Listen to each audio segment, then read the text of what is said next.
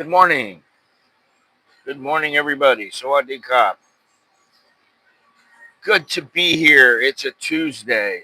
Oh, man, my eyes are watering. I don't know. I woke up and I got watery eyes. Drops.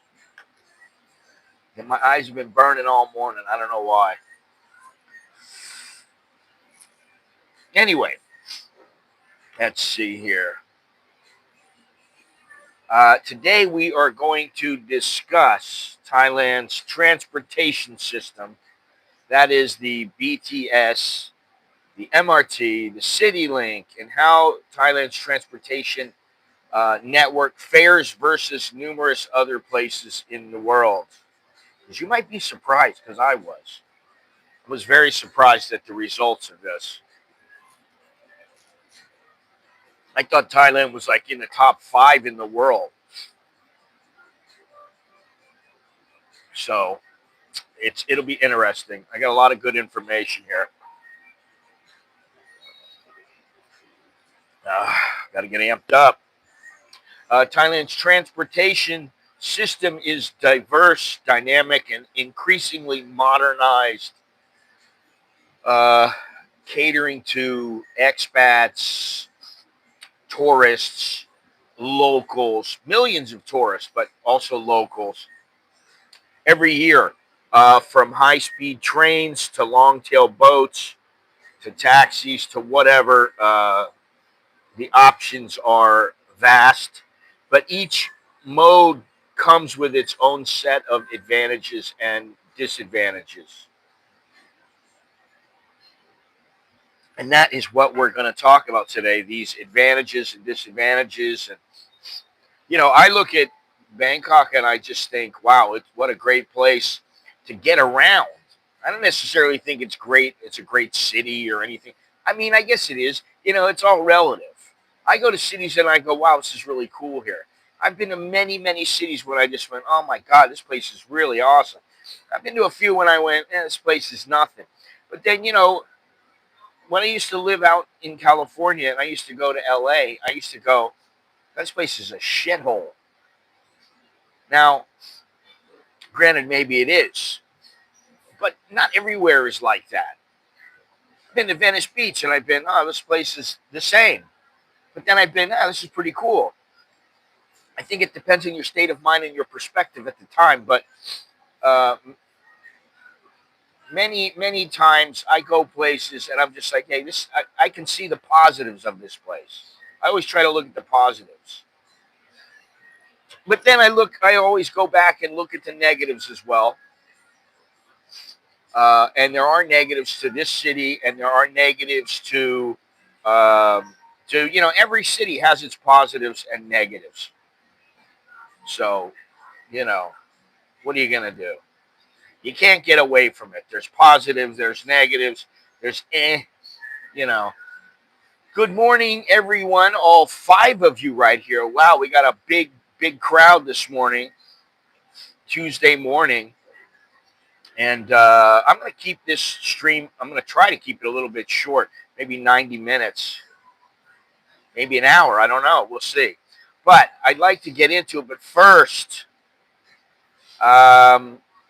the exchange rate, 33.78. Man, it just keeps inching up to 34, and it just doesn't get to 34. But I really hope it does get to 34, and it lingers around 34.25. If we get to that, the 34.25, I'll be like, listen, I can just count everything as 34 now. Right now, I count everything as 33.5. But, whatever. I mean, it is what it is, and it sucks when you're getting a lot less money, but it's great when you're getting a lot more. So that's why every time the dollar gets a little stronger, it's fantastic. You know, I love it. It's like, listen, instead of getting 33,000, I get an extra, 700, 800 baht. For what? For nothing. So that's great. The air quality index is I thought maybe it's the air quality that's messing with my eyes, but I'm inside. We got the air con on, and maybe that's what it is. although I turned it off in the middle of the night. But air quality is 58, which is moderate. Good morning, good morning, good morning, everyone. Sawadee ton chow, sawadee cup. Hopefully, you guys are all well, good and well. I appreciate you being here and watching. That's great. Um, Now, the temperature, 79 degrees, not real hot right now. 88 is the high for the day, which is not all that hot. 77 is the low, and 81 is the feel like temperature. So only 2 degrees between the temperature, the actual temperature, and the feel like temperature. But the humidity is 84%, and that will drop as the day wears on. It will drop. Now, the thing is, it's cloudy out. It's cloudy. There's a 65% chance of rain, and the winds are up to 16 kilometers or about 10 miles an hour.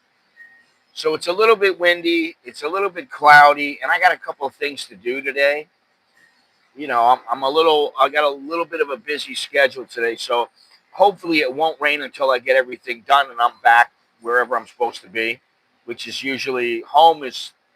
That's where I got to be today. But I got a bunch of errands to run.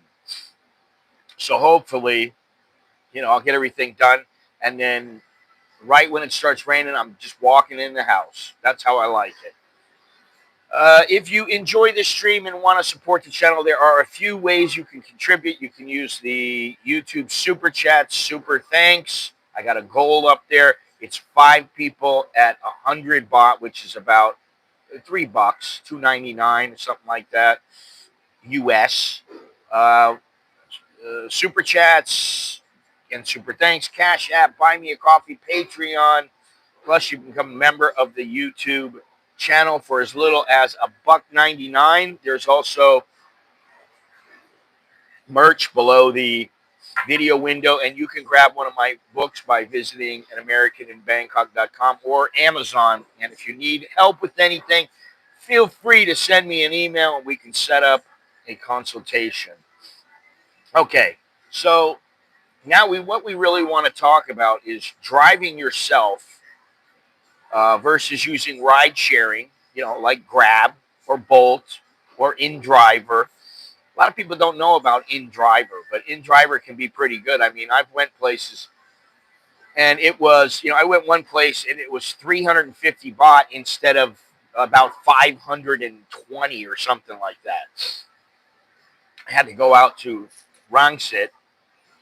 And, when you figure you're paying 400 versus, let's just say 500, paying 400 baht versus 500, and you're going there and back using Grab, because nobody out there wanted to take me back. They didn't want to take me back because it's too far. So I had to get a Grab. So I got a Grab, not a Grab, InDriver rather. I looked at the Grab first, of course. I checked the prices. I'm amazed. The Grab has just bumped up their prices big time. And, it depends on when you're going. And I think coming back on InDriver was a little bit cheaper. And so, you can take the ride sharing too. But generally, just getting around town, I mean, it might cost you 100 baht, 150 baht, which, that's $3, $5. Sometimes I'm with like the kids, and we could take the Skytrain, and maybe the Skytrain would cost us 30 baht each. That's 90 baht. But you can take a taxi somewhere, and it might cost you 60 baht. So I'm like, I got the kids here. I don't want to have to sit on the train when I can just go in a taxi. They drop me off right there, and it's cheaper. So you got to think about those things. But choosing, you could choose Skytrain, MRT, CityLink. You can get a taxi. You can go on the boats. You can do whatever you want. And each has their own cost and benefits and levels of convenience. And also, the cost, the associated cost. So I'm going to give you a breakdown of each option, focusing on the cost, the travel experience, as I see it, and overall convenience in Bangkok, where the majority of Thailand's transportation infrastructure is located. There are other forms of transportation as you go out into the villages. Um, you can always take a bus. Sometimes you can take the train. Very often you can take the train. You can take the bus. You can take the train. You can take things like, they have like these buses that go. It's an inner city bus. It's like, it's like a songthaews, except it's bigger. That's in the villages. Um, when I used to live in Udon Thani, I used to take this bus, and it was big, but it was an open bus. It was like you jumped up and you ran. They had like a little thing that you could just kind of pull yourself up. You get up in it, and it's like almost like a pig truck. You have all these people sitting in the back, and there's no cover. They have the ones with covers, that are covered. You could go inside just like a regular bus. But most of the time, these were uncovered, and you would go in and you'd sit there, and like there might be 3 people in the thing, or there might be 30 people, and it would take you all the way into the city center. It would drop you off somewhere. It was localized, and it was great. It was like it cost you like 6 baht or something. It was dirt cheap. So when you're out in the villages, it's going to be a little more trouble, especially if they don't have Bolt or Grab or InDriver or whatever, ride sharing. If they don't have that, then you're going to have to figure out. And usually, they have motorcycles, tuk-tuks. A hard morning this morning.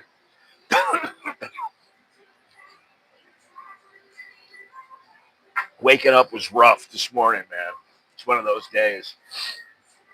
But you can get a tuk-tuk, you can get a motorbike, and like I said, oh man, you can get something like a songthaews or a bus or something like that. So there's a lot of ways that you can get around. But with driving, yourself, you always have the freedom of flexibility. You can just say, I'm leaving, whatever schedule, whatever route.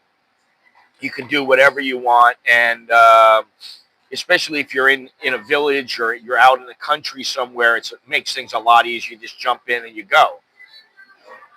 In the city, it's not so easy because there is a lot of traffic, but you do get comfort because you're sitting in your own car. You can put your stuff in the back in the trunk. You can put it in the back of the car. You can listen to music. You don't have to have your headphones on, or you can have your headphones on in some cases.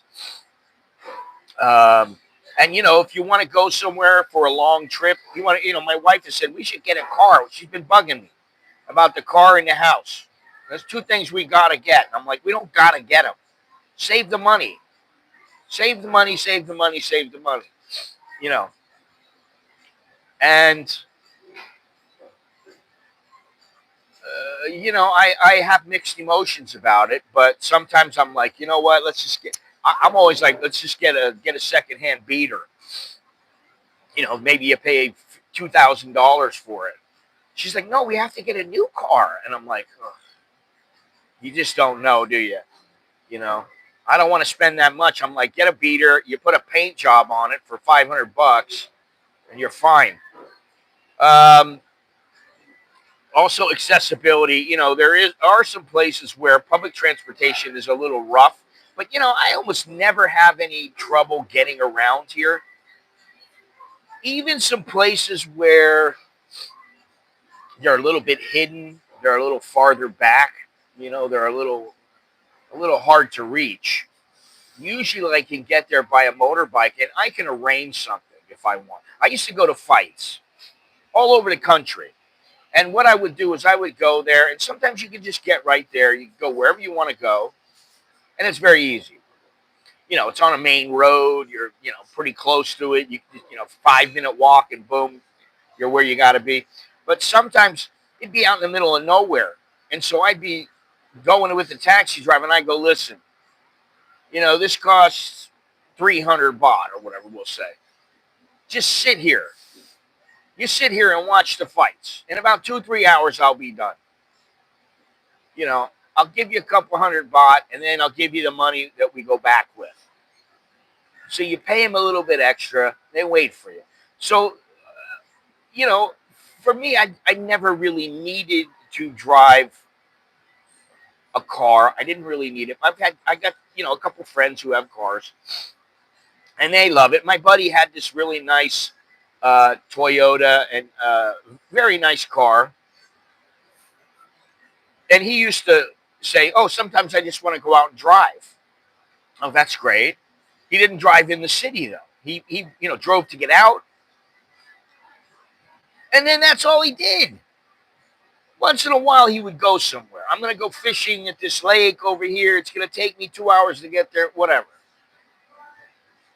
But that's all he used it for. And that brings one of the drawbacks, the expenses of having a car. You got fuel, you got parking fees, which are very high in Bangkok. You got insurance, you got maintenance, and the vehicle is depreciating every day that goes by. So you're losing money on that car no matter what. You buy the car for $50,000. As soon as you drive it off the lot, maybe it's $35,000. So you're losing money. So I look at it, okay, well, you don't have to have a car. If you got plenty of money and you just want to use it for a convenience sometimes, I understand it. But if you want to save money, then save your money. If you really want to get a car, buy a beater, and then you're fine. You got something that gets you around. Make sure it's a little reliable. And, in Bangkok, the congestion, the traffic is so bad, man. I just don't want to drive a car, especially. Motorcycle, maybe, and I would only do it if I really needed to get somewhere. I wouldn't just, drive to the mall. Why would I drive to the mall? Oh, so I could have my motorcycle. So I could have my motorcycle and have to go through traffic and have to go ways that it's a pain in the ass to get here. When I just sit on the back of a vehicle, whatever it may be, or I'm taking a minivan, a tuk-tuk, it's so easy, man. And then you got to find parking. And, when you estimate everything, I got some estimates here. Finding parking alone is a challenge here. And it's very often it is costly. And some central areas have limited space. And the fees add up. And, if you go to the mall, I've been to malls sometimes. I've been to a mall down on Ratchet. I went with my wife. We were in this guy. He had a really nice car. Oh, it's so nice. And we're with his girlfriend. And the girl and my wife are sitting in the back, and I'm sitting in the front. I'm chatting with him. We're having a great conversation. We get into the mall. We're driving around. And we just keep driving around. There's no spaces. We get one. But there's no spaces. Now, I don't remember if you had to pay. I really honestly don't remember if you had to pay or not. Now, I've been with Pattaya Bob in Bangkok and in Pattaya. And sometimes it's a little bit of a pain to find a spot. But, okay, so you got to think about parking. Fuel, the monthly estimate, 3,000 to 6,000 baht. Parking, the monthly estimate, 2,000 to 5,000 baht. Maintenance and insurance, 2,000 to 3,000 baht. That brings the total cost to 7,000 to 14,000 baht a month, which is about $200 to $400 every month. So that's an additional expense. And if you didn't pay cash for the car, now you got to make a car payment. You're paying for the insurance, you're paying for the car payment, and you're paying for fuel and parking and maintenance. And, oh, I need 4 tires. Oh, well, that's $400. So it can get a bit expensive, so you have to think about these things. Now, we're going to get to the one that I really like, which to me is better than anything else. Just because when I'm with a rideshare driver, I thought about it. I thought, listen, there's going to be a time when I'm going to have a little bit of money, and maybe I can afford a driver. Oh, my God. I'll have my own driver. Then I thought about it, and I thought, wait a minute, I got to have my own driver. He's on the staff. Maybe he makes 25,000 a month. I got to pay him 25,000. Plus, you want to be a good employer, you're going to have to give him some kind of benefits. Plus, every once in a while, he might come to you and go, boss, I need some money. Plus, if he quits, you're going to have to pay him. So let's say that works out to about 5,000 a month. That means you're paying him about 30,000. Okay, so you got somebody driving for you. You're paying $1,000 a month for this guy to drive for you. He's on call. Whenever you want him, he's there. Oh yeah, I just sit back. Well, I get that from rideshare, and I pay about 150, 200 bucks a month. That's about what I spend on rideshare. You get the convenience without the cost of being the owner, and you avoid the hassles of parking, maintenance, and insurance. And you can say, oh, well, all these are so convenient in Bangkok. Listen, they're convenient in a lot of cities in Thailand. Okay, you might not have InDriver, you might not have Bolt, but you're going to have Grab. Grab used to be Uber here, and now it is. They got bought out by Grab. However, I know if you go to Vietnam, if you go to Cambodia, if you go to Myanmar, now Myanmar not so much. If you go to Laos, there are methods of transportation. They're not quite as good. In Vietnam, the Grab, in my opinion, is better than in Thailand. They are there in about 10 seconds, man. You got a driver, he's there for you. And it's cheaper. So for me, and maybe Indonesia, I'm not sure how it is now. If you're not taking a silver bird or a bluebird, you're actually taking the Uber. The ride sharing can be cost effective. You can go places. It doesn't cost. You're like, oh, it cost me $10 to go all the way across the island. Cost you another $10 to come. Okay, so it cost you $20. But if you were taking a taxi in the United States, that might cost you $100, $200. It's crazy. So that's kind of how I look at it. I got my own driver. Excuse me. And I have my own driver. I have a chauffeur. Right? If I want, I can ride in a very posh car. I don't usually do that. Sometimes to the airport, I'll do it. Especially if I'm with my wife or my kids, I'll get something that's kind of luxury, and we ride in that. It's a little bit more, but you're riding in style, and it's a lot safer. You're not driving somebody else that is driving all the time, so hopefully that means they're better than you would be if you drive once in a great while. There's tracking. There's usually buttons that there's a button you can push that says hit this button if you feel in danger. There's ratings, and you have different payment options. Even Bolt now you can pay with a credit card. I'm not so sure about InDriver. I don't remember. I think it was just with cash, but Bolt used to just be cash also. And I think Bolt is out of Ukraine. But you know what? It's a good service. I don't mind using Bolt. I don't mind using InDriver, and I don't really mind using Grab. Now, Grab the service has declined a little bit. I would say maybe 15, 20%. It's not quite as good as it was when it first started because, the people, they get complacent. But I look at it like I got a driver on call. If I want a driver, I can call 5, 10 minutes. The guy's here. He picks me up. He takes me wherever I want to go. I got it on a credit card. I don't even have to pay him. That's thank you. I get out, I do my business. That's it. It's like you got a driver on call for you. And if you're smart, I don't know what it is. I'm going to cough. I hope I'm not getting sick. I can't be getting sick. It's like you have a driver on call for you. And, if you attach a card to it, you don't even have to pay the guy. You get done, you just leave. See you later, buddy. Thank you very much. You want, you give him a tip. You don't want, you don't give him a tip. Usually if it's something like, a little 60 baht fare, it's 57 baht. I'll just go, give him 10 baht or something, and then you feel good about it. Everybody's happy, right? But the big thing is the safety.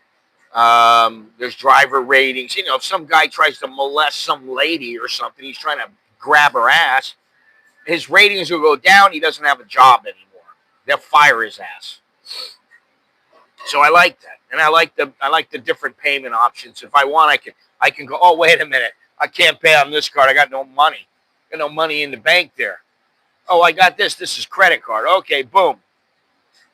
You pay it with that. The end of the month, you pay it off. Boom. Now, some of the drawbacks during peak hours, when it's raining or it's high demand, like 7:30 in the morning, 8 o'clock in the morning, you're trying to get to work. It's hard to find. Sometimes it's hard to find a ride. Now, that's a pain in the ass. But most of the time, that's not a problem. Not for me. I haven't found that to be true. Every once in a while, I'm like, all right, so I'll try to get something on Grab. I'll try to get something on Bolt, and I'll try to get something on InDriver. And if by chance they're all busy, usually within 5 minutes, one pops up. Boom. All right, cancel. Boom. I take that. But the prices can surge a little bit, and sometimes, especially on Grab, the prices are all over the place. It might cost 100 baht to get from my house to the mall. And I can come to the mall for 35 baht on a motorcycle. I can pay 50, 55 baht by taxi. So it's costing double what it would cost you with a taxi to take a Grab or Bolt or InDriver. It usually doesn't cost double on Bolt or InDriver, but it costs more. In congestion areas or during peak times, waiting times can increase significantly, and finding a ride quickly can be challenging. Very true. Sometimes, though, you can get around that. You can get around that if you use all three apps. There is a lack of control over routes. Some drivers may take less optimal routes to avoid traffic or use longer routes if you're unfamiliar with the area. Now, I don't find that to be the case most of the time, and what I do find to be the case is sometimes they take a different route, and it doesn't really matter to me. I'm paying the same amount. You pay the same as if they take the short route as the long route. The long route, there's no traffic. Okay, fine. So they drive a little faster, make up the time. It takes you a little bit longer, but you're paying the same rate. So what does it matter? It doesn't really matter. Listen, I haven't said anything yet, but do me a favor, hit the like button and comment if you feel the desire to comment on this subject. It seems like this is a subject that people just take for granted. That's what I kind of think. I think people take their transportation system for granted when it comes to in another country. They kind of take it for granted. And I'm going to give you the rankings of the different transportation systems around the world. So just hang on for that. But it's quite interesting. But hit the like button, subscribe, and hit the notification bell. Let's see here. Now, it really, it depends on, like I said, I spend about, maybe it's 6,000, 7,000 baht a month.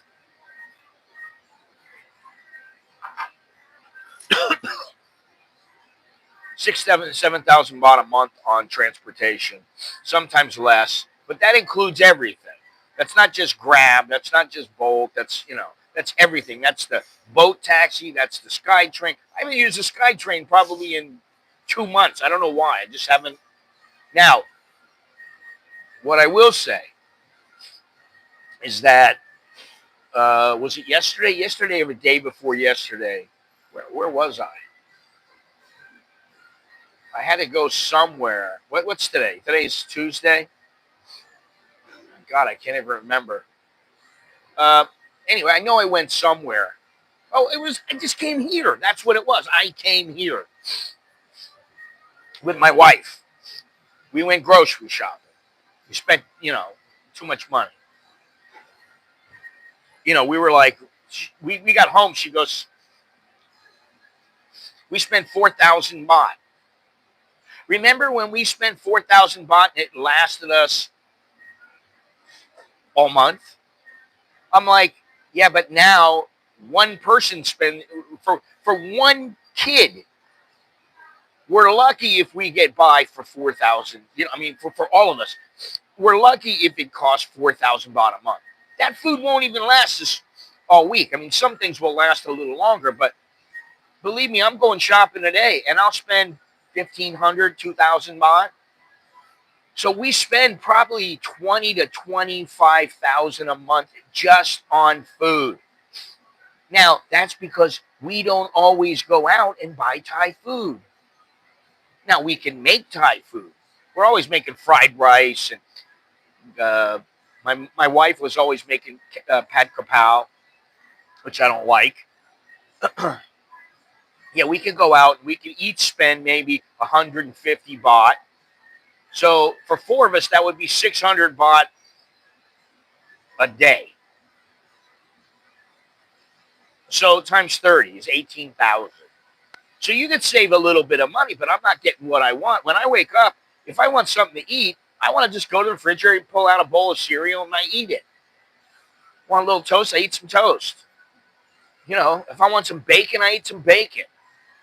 I don't have to go, oh, God, I don't have any food at home. I got to go out. I got to walk down the street. I got to go get a bowl of something. It costs, between 40 and 60 or 70 baht. So I like having that convenience of having the food at home. Now, I came here.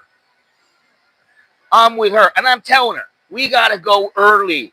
There won't be as many people. I'm talking about 10:30, 11 o'clock. Let's get it out of the way. Let's bang it out. She's like, yeah, just wait a minute. By the time we got here, it was 3:30. It took us a half an hour to shop. This place was a madhouse. I'm talking, you're walking around. You got to be careful where you're walking because you don't want to run over some old ladies.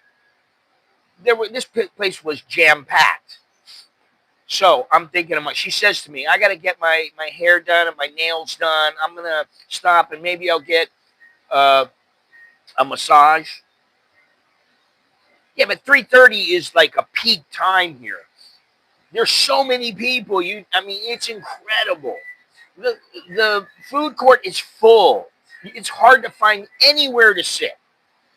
You got to walk around. Oh, somebody's leaving. Somebody else got that. Shit. So you have to do a lot of work to find a seat. If you're going to get something here, you're going to eat something, whether it's Thai or I'd see Miss Saigon over there. I've never eaten there. Vietnamese place. But the point is, it was packed. So then she's like, I got to go get some things done. She says, okay, see you later. I said, okay, see you later. I walk out to the front. Now, I've got 3 big bags of food. It's overflowing from the cart. It's heavy. I got 4 packs of water. I walk outside.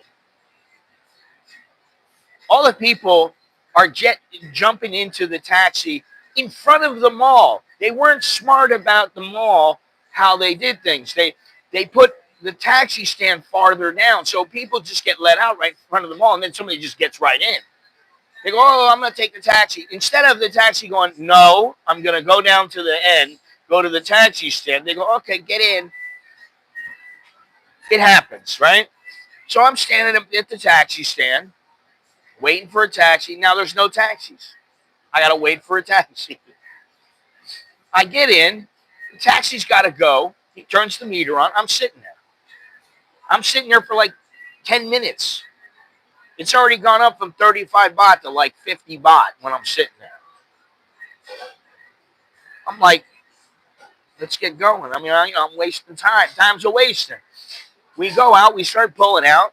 There's traffic. It's just a madhouse. We're moving very slowly. Finally, we get down to Nawaman Road, and there's not that much traffic. It's easy going, and we get home. But I just think to myself, this is why I don't like to be out during times that are peak times. By the time I got home, it was about 4:15 because we were done about 4 o'clock, 4:15. I get out, maybe it was 4:30. Now you would think that's early, right? No, it's not. Not when it comes to the mall. That's the busy time.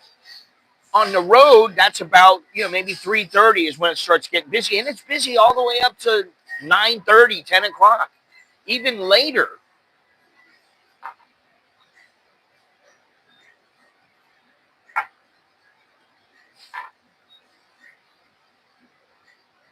So, I'm amazed. I look at the traffic and I go, this is exactly why I don't drive a car. Because I don't want to deal with this shit. Because, as I've said in the past, I know me. I'll sit there. I'm at the wheel of a beautiful new car. Oh, yes, it's my car. I'm listening. Yeah, I'm rocking out. Yeah, yeah, yeah. And I'm not moving. And I start getting tired. And I'm just sitting there looking at other cars, moving along really slowly. I'm acting like a robot. Move, stop, move, stop, move, stop. And then I got to drive. Oh, okay. I got to concentrate. But I got to stop, move, stop. And I just think of that. And I go, no, I don't want to drive. I don't even want to drive a motorcycle. I want a motorcycle so I can leave at like 5:30 in the morning when there's very little traffic and get out of the city and go somewhere then. That's what I want a motorcycle for. I don't want it to drive around at, 3 o'clock in the afternoon. Oh, I've got to go and pick up my computer. Yeah, that's it. I got to get my computer, and I want to get a new computer too. So I'm going to have to go to this computer store, and there's traffic up there. You go down on Sukhumvit. It's a madhouse. That's why people take public transportation. So I don't want to do that. That's why I take ride sharing and public transportation. Now, the Skytrain and MRT and CityLink, they are extremely cost effective for daily commuting per person. With fares, the fares start about 16 baht, which is like 42, 43 baht, something like that, for a little short distances. And you're avoiding the traffic. However, depending on where you are, there may be a lot of people. You may be cramped into a little spot where you're like going like this. You guys have seen the streams where I'm on the MRT or the BTS, and sometimes I'm jammed packed in there like a sardine, and sometimes I'm not. But you can avoid traffic and avoid, what's down on the ground. Sometimes, it's like if I'm supposed to go to Klong Tui and I want to take the SkyTrain, it's easy going. You gotta walk up there, go up to the SkyTrain, boom, maybe you go to the MRT, and you gotta go to another SkyTrain.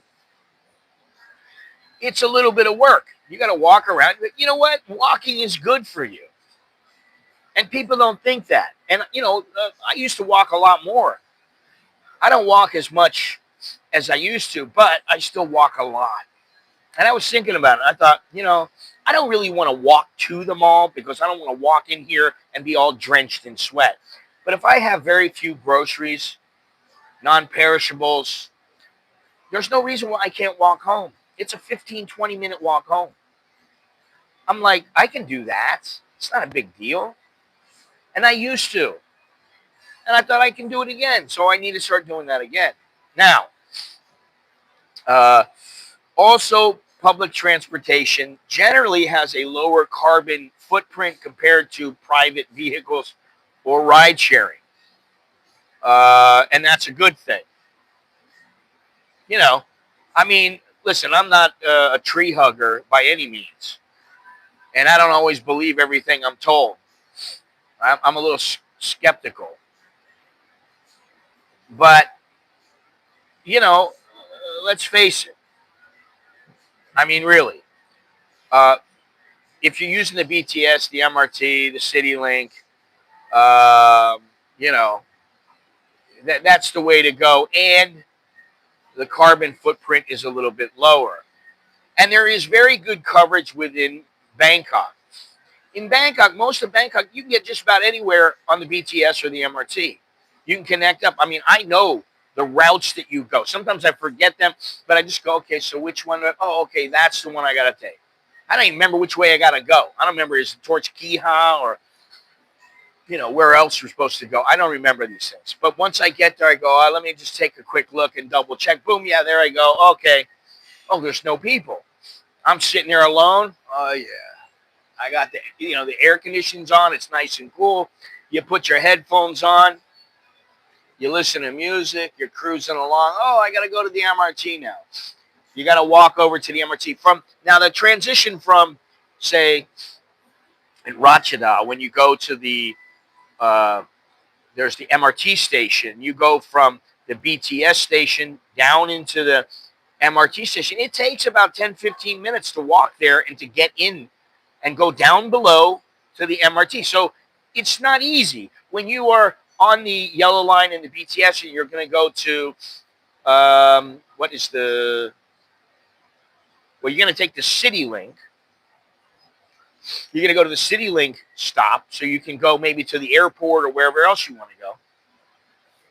You get off the yellow line and you're going to have to walk.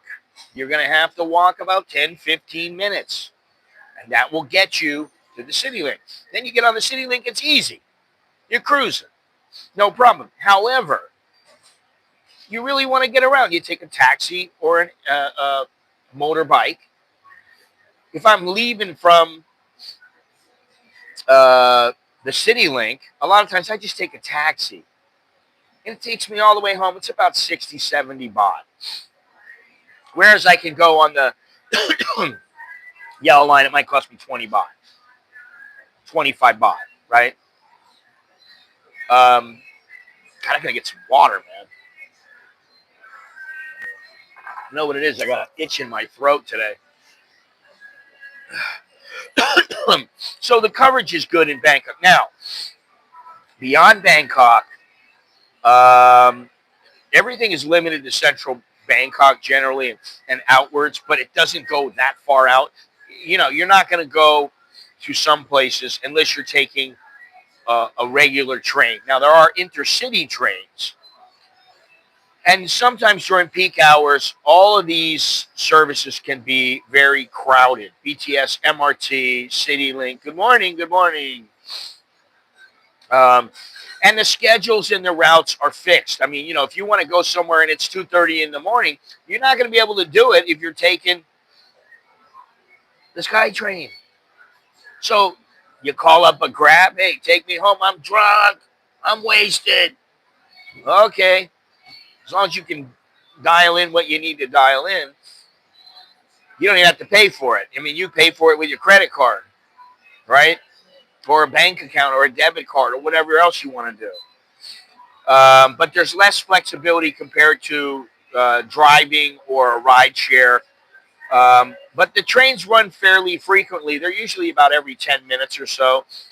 A single journey is anywhere from about 16 baht to 59 baht, which is 45 cents to $1.65. Depends on the distance. And you're going to spend anywhere from 1,000 to 2,000 baht on the Skytrain and the MRT. That's about the normal rate that I think that Thai people are paying. Now, I don't pay that much. First of all, because on the yellow line, I tend to take that only when I really need it. And like I said, I haven't taken it probably in 2 months. I don't know why. I just haven't wanted to go anywhere. I was going to go somewhere today down by Sukhumvit, and I just went, I'm not going. I don't have to go. I can make a phone call and have the thing delivered to me. So what do I need to go down there for? I don't. I'll pay 60 baht and have them deliver it.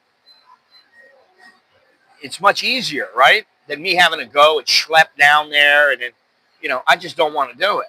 Waste my time. I got other things to do. And the MRT, I get 50% off. When you're older, I forget what the age is. Maybe is it 60 or is it, I don't remember. It's either 55 or 60. Let me see here. What is it? I don't really remember.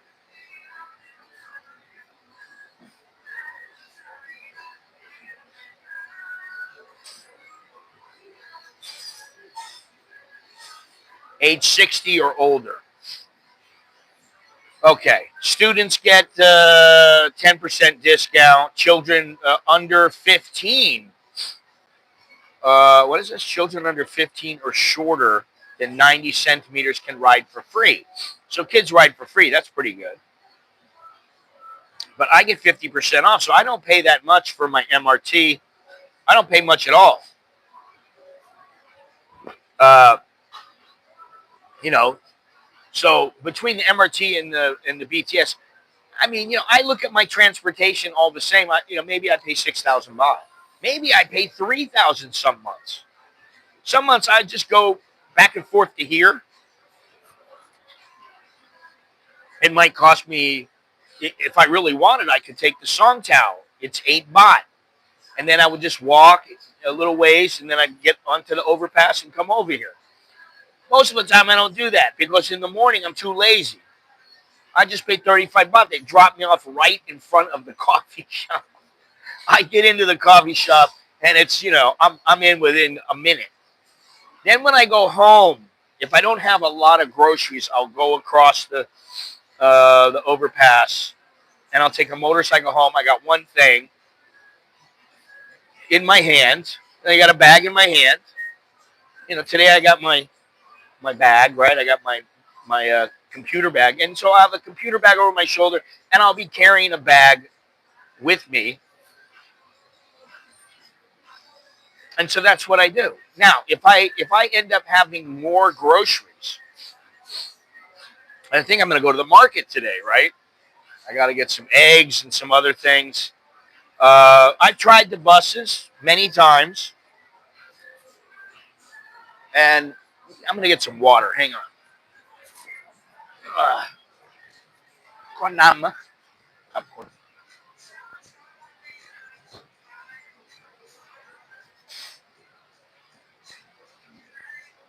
Thank you. All righty.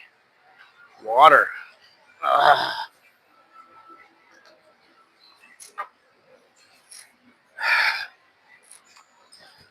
Yeah, there are a couple ways.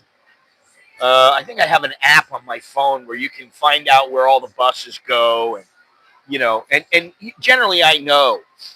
And if you go to a place and if you go 2-3 times and you're there for say a half an hour, you'll see all the buses going by. So the 560 runs by here. You could take the 560. Where does that go? Oh, it goes down to Tuk-tuks. Okay. Thank you, Dale. Thank you very much. You are number 1 on my goals.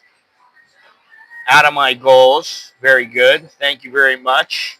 Hopefully I'll get another 4 people. But thank you. I appreciate that. Let me see here. Where are we? Okay. So, the overall recommendations for daily commuting. You know what? I can give you a thumbs up here. For daily commuting within central Bangkok, the Skytrain, BTS, and they always forget the CityLink, but the CityLink as well, are generally the best options in terms of cost, convenience, and speed. They avoid traffic and are budget-friendly for those staying within the city's core. A lot of people forget the CityLink, but the CityLink is a pretty good gig too, as long as you're not riding during the peak times. Because during peak times, believe me, I've had to wait, and the train. Everybody got onto the train, and I'm standing there, and I'm like, I can't fit on here. And there was a bunch of people. We had to wait for the next train. You just have to wait. there's nothing you can do about it. So that's a disadvantage about it. However, a couple places that we were looking, two places in particular, one place was about 10, 15 minutes away from the City Link, and we thought, okay, well, the City Link will get us into town very easily. And another place was maybe 5 to 7 minutes away. And I thought, okay, well, that's pretty good. We can do that. But all in all, we were like, it's a little bit of a pain in the ass to get there. It's not like you can just jump on a motorbike and be there 2, 3 minutes. And that's kind of what we wanted. Like here, I could get to the mall in 3 minutes. I can jump on a motorbike, they take me here, I'm here. I can get to the yellow line in 3 minutes. I like that. For flexibility and convenience, which I like, ride sharing is a good middle ground offering convenience and eliminating the need for parking. However, costs can vary. So it's ideal for those who value flexibility without the high cost of car ownership. And it does cost a bit of money, especially if you got a really nice car. You want to have a Beamer, a Benz, a Ferrari, a Rolls, you're going to pay. For frequent travel outside central Bangkok, driving might be necessary if you frequently travel to areas not covered by the BTS or MRT. However, it's best reserved for those who need regular access to more remote areas as cost and traffic can add up. Traffic especially, you're inside the car, you got the aircon on, you got music on, you're happy, yeah, but you got to concentrate, So, driving, it's about $200 to $400 a month. Maximum flexibility, comfort, ideal for non-central areas. However, high cost, congestion, and parking are the negatives. Ride sharing, 6,000 to 18,000. I don't know how they get that. If you have a card, you can get monthly cards. You can get all kinds of different pricing, different cards. I've got a card. I had one card for the BTS, and they were like, "Sir, it's been 10 years. Your card is expired. You got to get a new card." I was like, "Oh, okay." And the thing is, and I talked about this in the past with the BTS line. If you have line also has a wallet on it. Now, for foreigners, you're allowed to put up to 5,000 baht on that. For Thais, it's higher, which kind of sucks because my electricity bill, I used to pay it through line when it was under 5,000. Now I can't do that because it's usually around 7,000. That's how much has gone up. But the BTS is hooked up to the Rabbit card, which is hooked up to the line. So you can just put 1,000 baht on your line account. You pay for your internet, and then you got a bunch of money left over. I'll just use that for BTS, and that's what I do. However, this past month I went to Vietnam. I had my regular bill, which is 400 baht for AIS, and then I got the roaming, and I think it was about 400 baht. So that's 800. But I found out, like, after 3 days, my roaming was done. I'm like, well, how did I use it all up? And I found out that I wasn't using the Wi-Fi. So I go, So then I just go, you know what? I'm not going to take any chances. And I think I put like $7.99. Anyway, the total bill came to about 1,400 baht for this month. And that's a really high month. Which, whatever. It's a one-time thing. It doesn't happen very often. Ride sharing, 6,000 to 8,000, no ownership, app convenience, varied vehicle options. Listen, when we were in Vietnam, we needed a bigger Grab than just a regular Grab, because a regular Grab will fit 4 people. We had 5 people. We needed to fit all 5 people into it. So we got a little, like a Honda, what's those, Pathfinder or something like that. Nissan Pathfinder, the Fortuner, we got one of those. We had all kinds of trucks. like what do you call sports utility vehicles. The negatives are the surge in pricing and availability issues. Then you got the MRT, 1,000 to 2,000 baht, cost effective, avoids traffic, reliable schedules. But they have a limited reach, and God damn, there is, there are peak times when you don't want to be trying to travel. Each option has a trade-off, but for most people in Bangkok, a combination of the BTS and ride sharing is a good balance between cost, convenience, and comfort. And then if you have a little money, you buy yourself a car and you only use the car if you need to. That way you don't have to have, as your maintenance fees are not as high. You're not using as much gas, so you're going to save on that. That's something you can do. Now, let us break down the primary types of transportation in Thailand because I think we know most of them. You have the BTS, the MRT, you have the airport rail link, which is the city link. You have buses, which I've used, and you can get the air conditioned buses, which they're like 16 to 20 baht, but they're very nice. I mean, you sit there, they got nice seats, you're relaxed. It's almost never full. They're almost never full. And I've taken them. Sometimes I just go, oh, it's a straight shot to get down to the mall. I'm just going to take a bus. The bus is right there. I just sit there, listen to my music. Doesn't bother me at all. I don't care. Like when I was in the U.S., I used to be like, I don't want to take a bus. Fuck that. Why?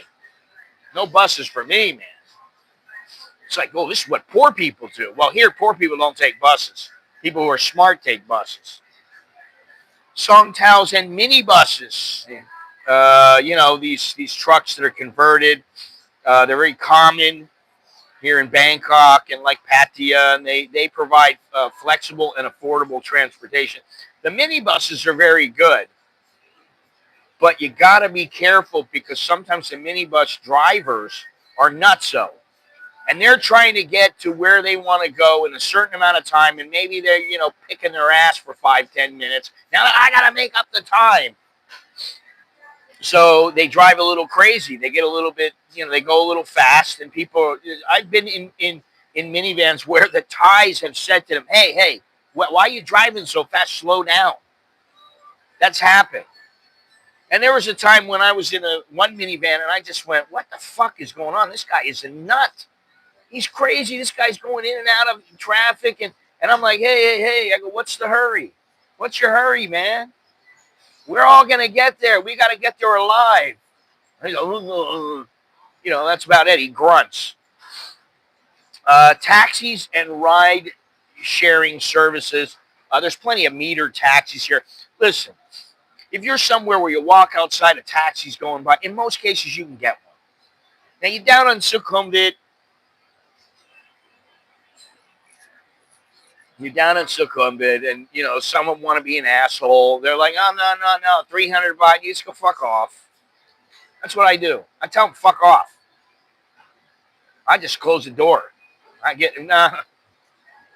like, turn the meter on. No, close the door. Bye. I don't even entertain that thought because you don't have to. So, sometimes they want to negotiate the fare. I don't want to negotiate. Turn the meter on. That's the law.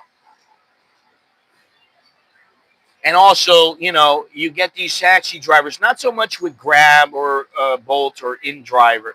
The people tend to be at least moderately friendly. They may just not say anything to you, or they might just say, hello, you want to go here? Yes. Okay. And that's it. That's all they say. Or they might be really friendly, and they're talking to you. All right, we got 10 minutes until that song comes on. They just turned the lights on. What was I saying here? Oh yeah, some of the taxi drivers, and I don't mean all of them. I'm probably 20% are pricks. They're just pricks. They I don't know what it is. I think it has to do with they don't like the way that their life turned out or something. Then you get guys. They're happy to be driving you. They're so so polite and so cordial to you that you're like, wow, this guy's so cool. And like for me, like some guy goes, hey, how you doing? Where you come from? Hey, what's going on? And you're like, yeah, how you doing? And you're talking about this, you're talking about that. Next thing you know, an hour-long trip is gone. It's 280 baht, and I go, listen, here's 400. You go, this guy was great, and he's like 85 years old. He can barely hold on to the wheel, but he's happy as a clam. I don't mind giving guys like that a tip.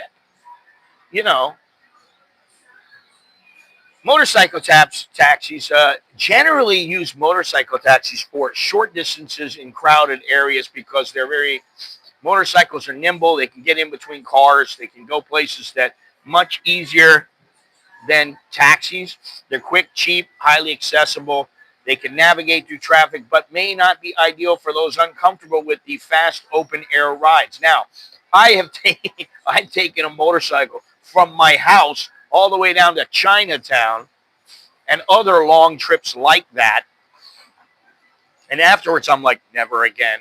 I'm not going to do that again, man. I was so scared. I'm always scared I'm going to get thrown off the bike, or what I always feel like I'm going to hit a bump, pop up in the air, and I'm going to end up dropping down on my ass and breaking my spine or something. I always think about that. And I always think about, cracking my head open because some guy's driving too fast and, all of a sudden we get hit and that's it. So I don't really like taking them for long distances. But there are also grab and bolt and in-driver motorcycles. And Grab is the dominant app.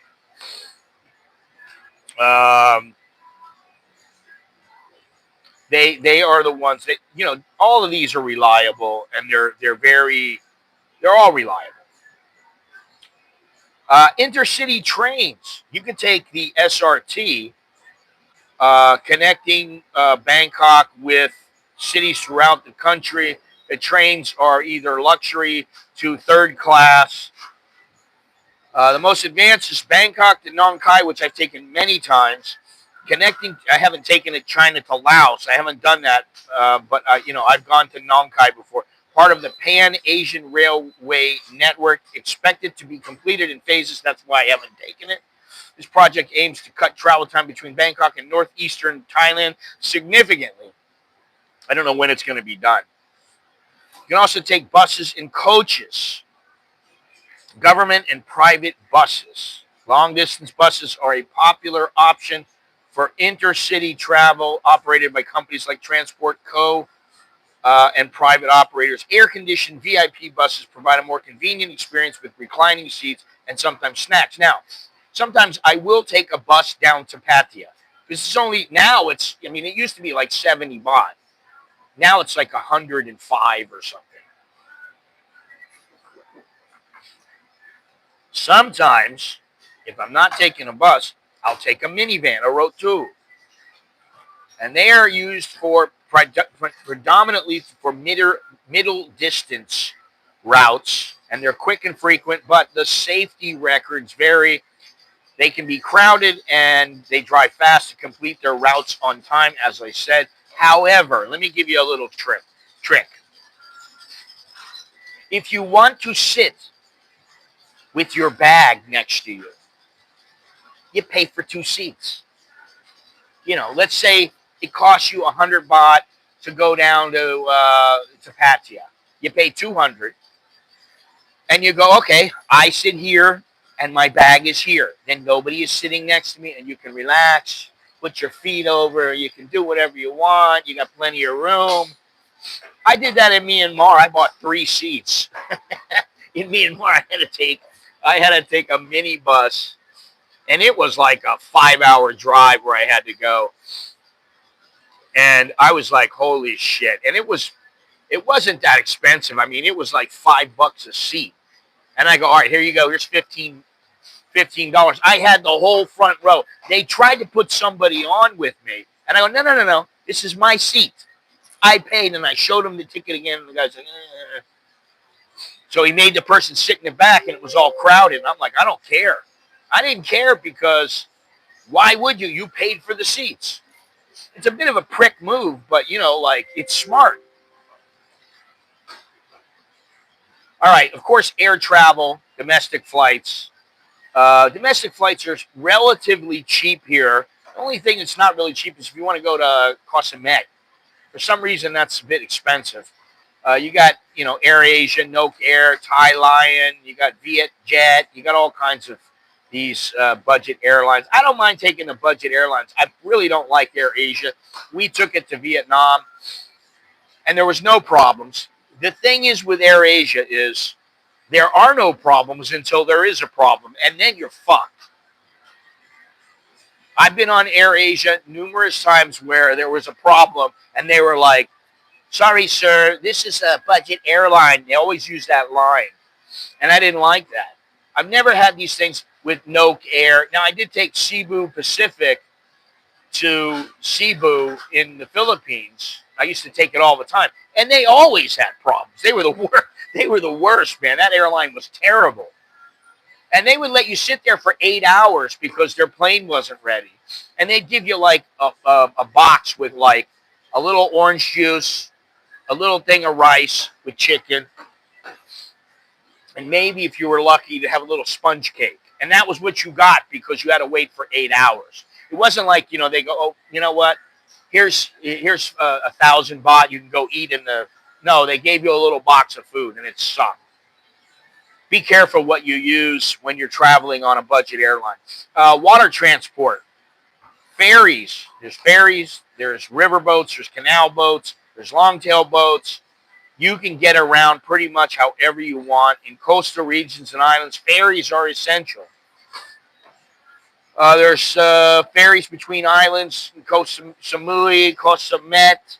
No, not Koh Samet. Koh Samui, Koh Phangan, Koh Phi Phi. The companies are like Lompraya, Citran, and Songthaews. You have right behind us here, we have the CASHAPP boat, canal boat taxi. It's a great boat. However, if you go from about 7 o'clock to 9:30 or 10, you're jam-packed. You're going to have to squeeze on. You're going to be standing there, and there's people all around you. When you're coming back home between about 3:30 to 7:30, but if you go afterwards, you can go on there and you just sit and you're in peace, man. You'll get a seat, but you won't get a seat during peak hours. You'll have to stand up most of the time. So, Now, the Chapraya boats are very cheap. They're very good. They take you a long way. I forget how many kilometers it is, but they take you a long way. They're very good. You can stop off at places. You can get a boat, one of those on and off boats for, I think it's 150 baht. And you can get off and see a place, see a little area, and you go see the Wat Arun or something like that. You get back on the boat. And you go down a little ways, you go to Nonthaburi, and you see the Chinese museum, and you see the market in Nonthaburi, and there's all kinds of other stuff, and then you come back, and you take another one on the way back. So it's a good value, and the Chao Phraya is great. I like going down to the Chao Phraya. But, I've been there a million times. So when I go for a while, and then I go, all right, like now, I'm taking a break from it. Because I've been just about everywhere on the Chao Phraya. Now, I did find when I went with my mother, my sister, my wife, and my sister's kids and my kids, and we all took a cooking lesson from this lady. What was it, Amita or something like that? I can't remember what it was called. I do have the videos. I have the videos of when my mother came. I found them. I found a lot of videos. And I can actually track exactly where I was. I went on a food tour with them, and I can track the food tour so I know exactly where I was. And I thought I should go and do these things on my own. I don't need somebody to show me around because I can go to these places. So that's something else. So you can go a lot of different places. And if you want to use a long-tail boat, you want to pay the money, take a little private trip, between islands or whatever. There it is, 9:44, man. They have it set perfectly every day, 9:44 on my computer clock. There's the song. Other regional and local transportation options, songthaews, tuk-tuks, and you can always cycle. I know Bruce cycles, or at least he used to. You can walk. And I don't really take too many tuk-tuks. It says due to pollution and noise concerns. I think it's because most people know that tuk-tuks are generally a ripoff. They are iconic, yes, and they're sometimes fun for short trips. I use them in Chiang Mai. I use them a little bit, but that's about it. Let's see here. Now, in Bangkok, mass transit is expanding. You have new MRT and BTS lines. You have the purple, the orange, and of course the yellow line, which is now in business. Well, that's good. And Thailand is investing in smart transportation technologies, including contactless payment and digital ticketing systems, especially within Bangkok's mass transit. Now, what I wish is that Thailand would use one card or one app for all the transportation. Get it together, organize it, just like in Hong Kong where they have the Octopus card. You go into 7-Eleven, Octopus card. You go to the subway, Octopus card. You go on the boat, Octopus card. Wherever you go, Octopus card. I don't understand that. All right, the pros of the transportation system in Thailand: affordable options for all budgets, that's true. Wide range of transportation modes allowing for flexibility. Modernizing infrastructure in Bangkok and key regions. It is and has been getting more and more modern here in Bangkok. That's a plus. It's a plus, I guess. You could say it's a plus. The cons: congestion and pollution in urban centers, especially in Bangkok. You have no idea some of the shit that I've seen. I have seen some absolute horrific pollution in Bangkok. I've seen it everywhere, but I've seen it in Bangkok, and it's just nasty. And that's why I always say, you want this to be a high-end destination, start picking up after yourself. Limited rail coverage outside the main cities. Safety concerns with certain modes like minivans and motorcycle taxis. Listen, sometimes I'm on a motorcycle, and I'm thinking to myself, I tell the guy, slow down. I'll pay you extra. I'll give you a tip if you slow down.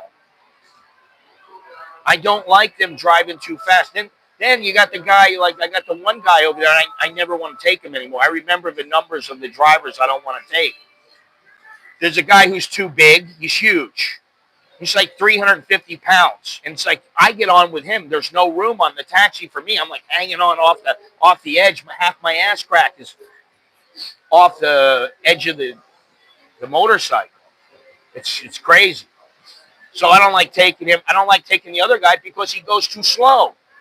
He can't. His motorcycle, for some reason, he has a problem going faster than about 10 or 15 kilometers an hour.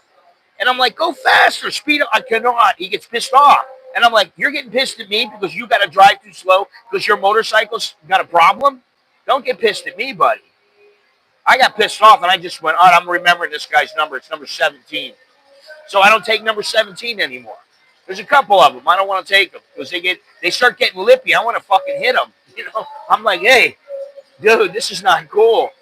You're being an asshole for no reason. Because you got a problem. Because they look at it like they're doing you a favor, giving you a ride. And I look like I'm doing you a favor because I'm paying you to take me from point A to point B. That's all I want you to do. Get me there safely. You don't want to talk to me? No problem. You want to talk to me? Say hello, hi, how are you? You want to be polite and have a conversation? No problem. I don't get pissed off about it. For the millionth time, I got to tell somebody that I'm from America. I don't care. What I do care about is some guy being an asshole and listening to stuff that, is anti-foreigner on the radio, which they play that every once in a while. Once in a great while, I hear it. Or, they just don't like foreigners. Sometimes you get these guys. Thailand's transportation system continues to improve with new investments in infrastructure and technology, making it increasingly accessible and efficient, while challenges remain, especially concerning congestion and environmental impact. Thailand's diverse transportation network is robust enough to meet the demands of locals and visitors alike. So I always have looked at Thailand's transportation system as being excellent. I always thought, man, it's really good. It's got to be one of the best in the world. So I got an outline of top 30 transportation systems globally, and also where Thailand fits in, particularly the BTS and MRT, on public transportation quality, efficiency, connectivity, and infrastructure. So I'm going to go from number 30 to number 1. And they should be pretty quick here. Number 30, Buenos Aires, Argentina has an expanding metro and a network of commuter trains and buses. Number 29, Bangkok's MRT BTS Edge in Southeast Asia. Despite limitations in rural infrastructure, Bangkok's transit is the most developed in Thailand. I don't know why it's number 29, but it is higher up, and I will tell you about that in a minute. Number 28, Istanbul, Turkey, expanding metro system with recent improvements in speed and coverage. Number 27, Delhi, India. Delhi Metro has extensive coverage and affordability with ongoing expansions. Just above Delhi, I ain't saying much, Los Angeles in the United States. Expanding metro and bus network, but struggles with car dependency. Figure that. Whoa, I'm in California and we struggle with car dependency. Yeah, that's because they never thought about, how people are going to get around. I don't think they really give that, oh, well, we got a car. It's no problem. That's how it's always been there. Even when I was there, I always had a motorcycle or a car just so I could get around. And that was, that was a big pain in the ass because that is an extra expense that you have to pay. Delhi has a great public transport. Okay, well, they're number 27, but extensive coverage and affordability with ongoing expansion. LA, expanding metro and bus network, but struggles with car dependency. Number 25, Sao Paulo, Brazil. Metro and bus network serving a large population with room for improvement in accessibility. Now, number 24, I don't really understand the difference between 24 and 29. Bangkok, Thailand, BTS and MRT systems drive Bangkok's ranking efficient within the city, but lacks extensive intercity rail coverage and rural transport options. I think number 29 is the more rural areas on the outskirts. And 24, for some reason, is the central Bangkok. 24. And I thought to myself, how is Bangkok 24th? Wow. Now, I've been to some of these other cities, and I know. I don't know that I have to think about whether they really deserve to be above Bangkok, but Bangkok does have its share of issues. Number 23, Dubai, United Arab Emirates, modern driverless metro with high standards of cleanliness and reliability. Dubai's got its shit together. Melbourne, Australia. There you go, Australians. Known for its extensive tram network with good integration and service quality. Number 21, San Francisco Bay Area BART and Muni system serves the Bay Area with improvements ongoing. I don't know. Number 20, Sydney. Integrated network of trains, ferries, and light rail with ongoing expansions. Number 19, Osaka. Compact and highly reliable transit system with strong regional connections. Number 18, Munich. Efficient U-Bahn and S-Bahn network, well integrated with regional transit. Number 17, Beijing, China. Large, rapidly expanding metro with high efficiency and coverage. I was in Beijing. I don't know if they had it at the time, but I never saw it. I've been to Dubai, but I didn't use it. LA never used it. They didn't have it. You know, everybody's getting on the bandwagon now. So it might take a while, but I think some cities are going to get their shit together and really have some good transportation systems. Number 16, Toronto. Diverse network of buses, streetcars, and trains with recent expansions. Amsterdam. Amsterdam's always been good. I would rate that in the top 10. Okay, top 15. Modern metro, trams, and strong cycling infrastructure complement public transportation. Okay. Vienna. I'm going to tell you about a little trip I'm contemplating. It's a bit expensive, more expensive than I like.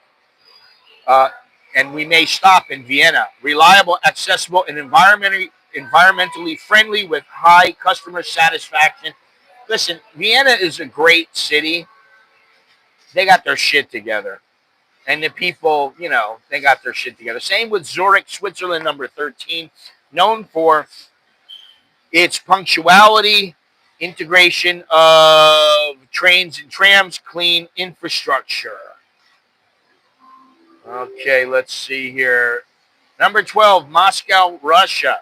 Iconic for its ornate stations and comprehensive citywide coverage. Listen, I was in Moscow. I didn't really see fantastic public transportation, but then when I went there, listen, what I remember is driving on the freeway and seeing cars covered with soot because there was so much pollution. That's what I remember about Moscow. Now, it wasn't like that in Yekaterinburg when I went there, which all I remember is walking out of the hotel in my shorts in minus 9 degrees, 10 degrees weather.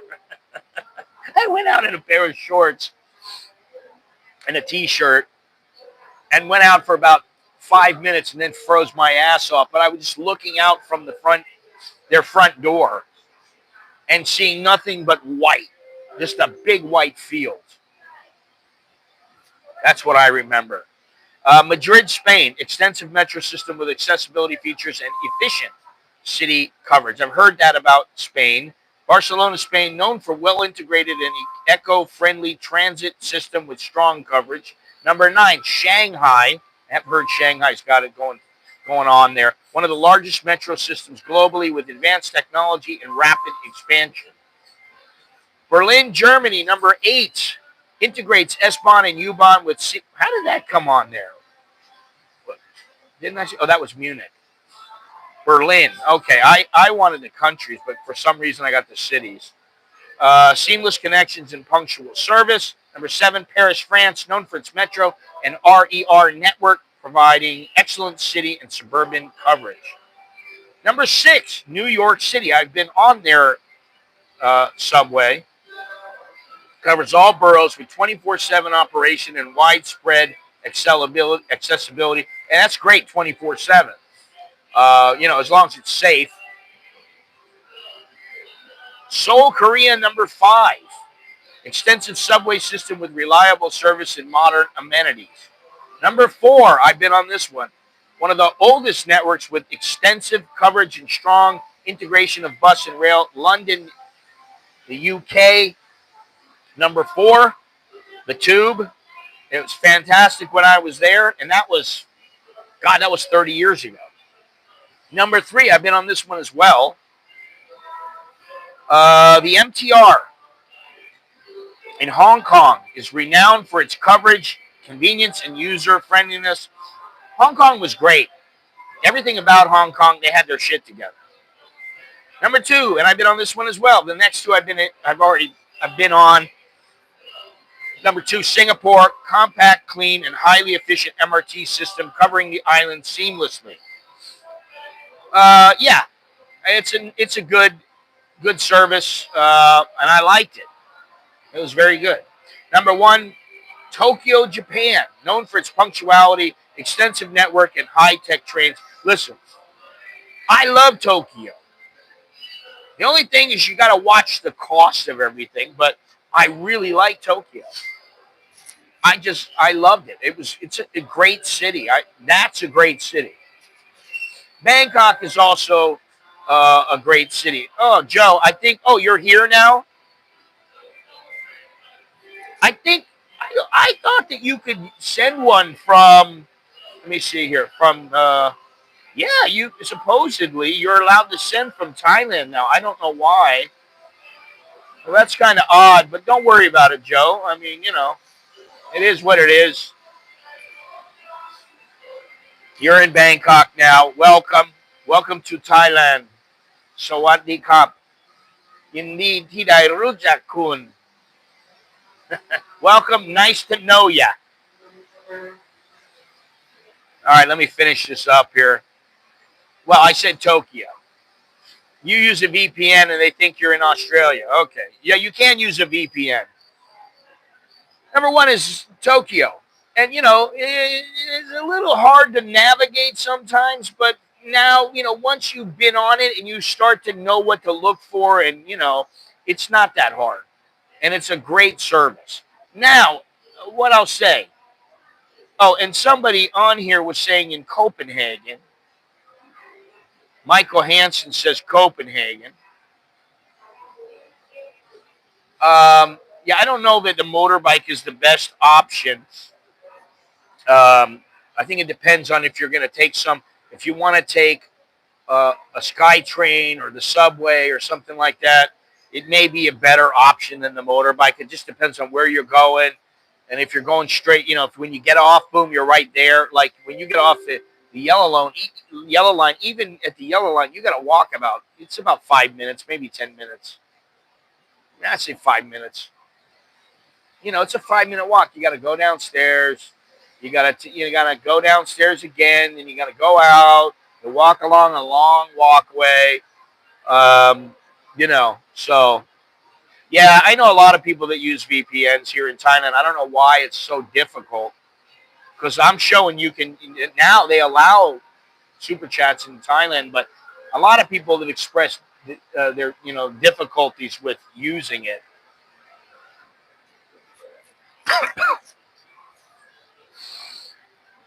Let me see here now. So, Thailand is not amongst the top 10 best in the world. And I would say like Vienna's number 14. Amsterdam, number 15. I always thought they were a little bit better than that. I don't think Moscow was better than them, honestly, but okay. I've never been in Spain, Madrid, or Barcelona. Shanghai, haven't been there. I've been to Beijing. And I didn't use public transportation in Beijing. Paris, France, I've never used it. New York, I've used it. Seoul, I have not used it.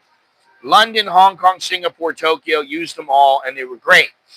So, and that's some Albania. Well, Albania is not on the list. However, I can tell you because, Kuala Lumpur doesn't make the list, so everything's all relative. Some people could put these places, Denmark, Albania, Malaysia, they can put them on the list, but they're not on the list. I don't know why. And quite frankly, I've never been on the public transportation in Malaysia. I've just taken taxis when I was there. Never been to Denmark.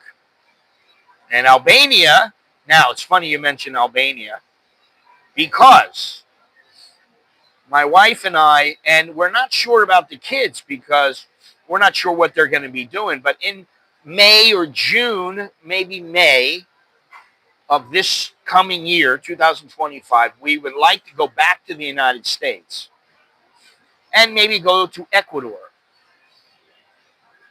However, what we'd like to do, and I have to see something about the various costs associated, but I made a kind of quick cost. Let me see if I can find it here. Where we flew to Albania, Tirana, Albania, and from there we flew to London, then New York. Spent the night in New York, or 2 nights, and from there went to Fort Lauderdale. And then we spend about 8-9 days there. I think we spent 5 days, and then on the way back we spent 4 days. and we go to Guayaquil, and then we go to Ayampe, where my friend is, and we spend a week there. So it's about a 3-week trip. And if we went to Albania for 5 nights, we went to Albania for 5 nights. We went to, we'd actually have to stop Albania to London, London to New York, New York to Fort Lauderdale, and then from there to Guayaquil, then back to Fort Lauderdale, and I guess we would have to go New York to Albania again. I don't know. I think that's how it works, and Albania to Bangkok. Um, the total cost for 4 people, approximately, and it could be, quite a bit less. It just depends on the price of the tickets. Depends on the price of the hotel, the final price of the hotels. But I really tried to make the price of the hotels reasonable, price of food, like to where I'm going to estimate a little bit higher than lower. And I've got shopping in here. I got $100 in Ecuador.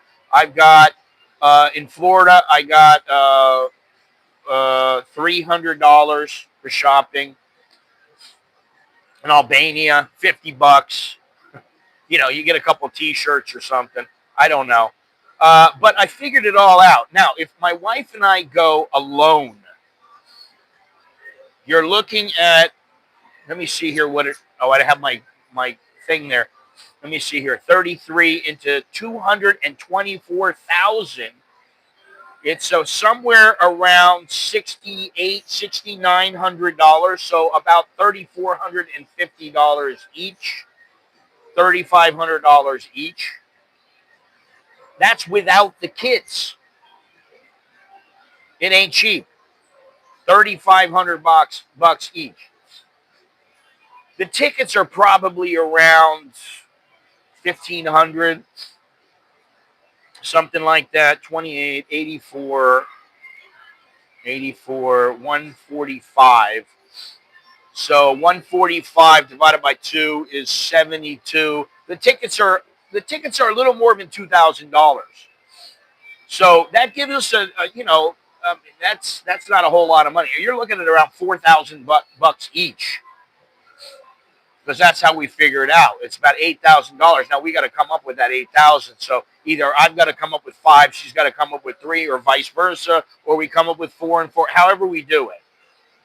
Now, if all the kids go, I can figure it out this way: 383,000 baht. Now, assuming it's 34 baht to the dollar, we're looking at, what are we looking at? That's 11,000. Let's just say 11,000. 11,300. We'll say $11,300. We got to come up for 4 people to go to all these places. Now, that may not sound like that much money per person, but when you think about it as the whole, I mean, I think of it. I told my wife, I go, it's 11,000 bucks. I said it's 383,000 baht to go from Bangkok to Tirana, Albania, Albania to London, only a 4-hour layover, London to New York, and that you have to spend the night, right? So you're going to have to pay for a hotel. Then you go to Florida. Then from Florida, you're there for a little while, and you go to Ecuador, and then you go to Ecuador for a week, and we don't have to pay for lodging there in Ecuador. We pay for some food. That's about $150. Maybe we pay $50 for us for transportation. We spend about $100 for shopping. We don't have to pay for any visas or anything like that. So it's relatively cheap. It's the tickets. They add up. If you got 4 people flying from Miami to Ecuador, that's about 56,000 baht, which is about what? $1,600, $400 each. So it's not all that cheap. We got to come up with the money. And I'm like, I don't know if I have $5,500 just to blow so that we can go on a trip. So then I'm like, okay, if we just go to Ecuador. Now, how come it's, what did I say for this one? Ecuador. Oh, 383. 383,000 baht to go to Albania, then to Ecuador. 331 to go just to Ecuador and Florida. So that's around, let's say that's $10,000. I don't know how come that's the price, but it's $9,807. Which, it's 10 grand. I look at it like that's 10 grand. Do I really want to blow 10 grand to go there? Listen, I'm not cheap, but I am frugal. And I think about what 10 grand can get me here in Thailand. And I just have apprehension about doing it. And then I'm like, we got to figure a different way to do it. Because I don't pay anything to stay in Florida, and I don't pay anything to stay in Ecuador. But you do pay in Guayaquil, or in Albania. And if in Albania, if it was 20,000 baht, which is about what, $635 for 5 days, that's $120 for the hotels. That's $60 a room for 2 rooms for 5 nights. That's with the kids. Now, in my head, I'm like, all right, kids, guess you're staying at home. Well, guess what? They stay at home. First of all, we do miss having them with us. And they miss traveling. But even if they stay home, we got to leave them with money. Right? We got to leave them 20,000 baht, 20,000 baht, so they can pay for things if they're at home by themselves. They got to have some money. And really, we should leave them a little, like if there's an emergency, here's some more money. So, it's not cheap to do this. And I just heard, I was on the Peter Greenberg show, if you've ever heard of him. He's on CBS. He's the travel guy. He has a show called The Travel Detective. I was on his show about 7 years ago, a radio show.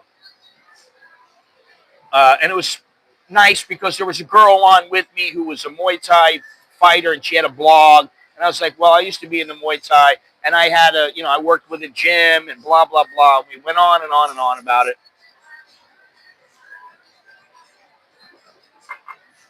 And so that was interesting, but he's very knowledgeable. And he said, prices of flights are generally going down. And I went, how are they going down? He goes, oh, it's not all flights, but he's like Boston to LA, Boston to London is like $395.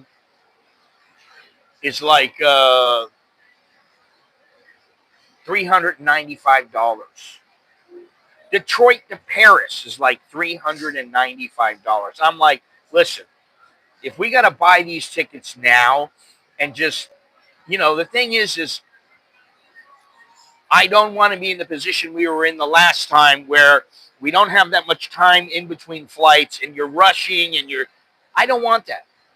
That's why I like, a 4-hour layover. Perfect. 4 hours to 7 hours because it's going to take you half an hour to get off the plane. All right. Let's say a half an hour. Now you got another, if it's 4 hours, you get another 3.5 hours. A half an hour before the flight, they put you on. You got 3 hours. You got to kill 3 hours. That's easy. You take a dump, you take a leak, you get something to eat, you chat for a little while, then you sit around for an hour and a half or 2. Or you work on your computer. Yeah, will the next flight wait for you to board? Well, I can tell you that when we flew from, where was it? I can't even remember. Was it from London to Hong Kong? I think it was. We went from like Paris to London, then London to Hong Kong, and they were waiting for us at the gate.